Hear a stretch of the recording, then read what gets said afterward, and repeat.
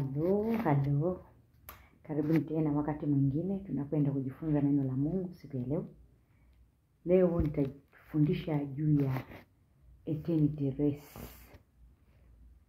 Mbio za kufikia umilele. Ndio, mbio za kufikia umilele. Maana yake nini?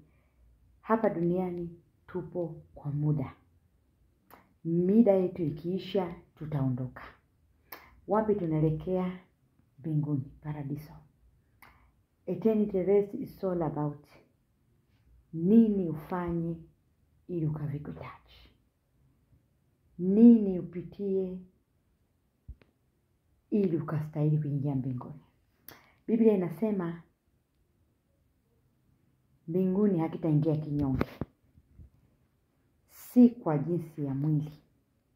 Kinyonge kwa maana ya wale wote ambao wameshindwa kukimbizana na kushinda katika mbio za umilele. Kinyonge maana yake ni kushindwa kufanya kusudi Mungu alilokuitia hapa duniani. Mimi na wewe tuna jukumu la kumhubiri Kristo, kuishi maisha ya takatifu, kuwaleta watu kwa Mungu, lakini pia kuwa na imani ya kwamba siku moja tarudi tutakwenda naye paradiso. Eternity race inahusisha mambo mengi. Ya kwanza, maisha ya utakatifu. Ni jinsi gani unaishi hapa duniani? Unatumiaje muda wako Mungu aliyokupa hapa duniani?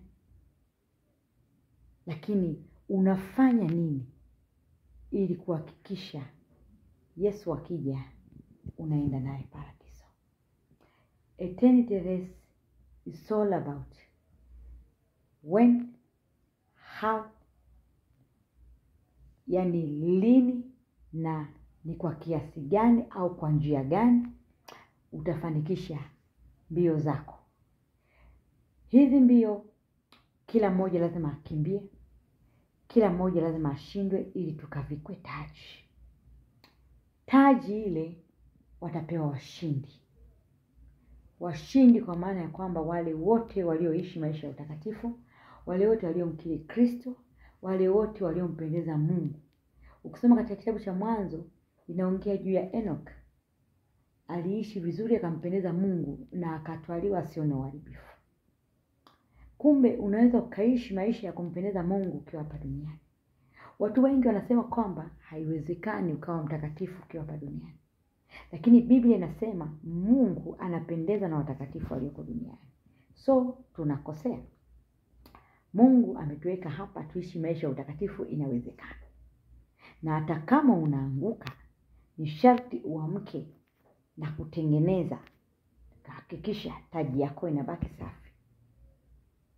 Si kila mtu ataingia mbinguni.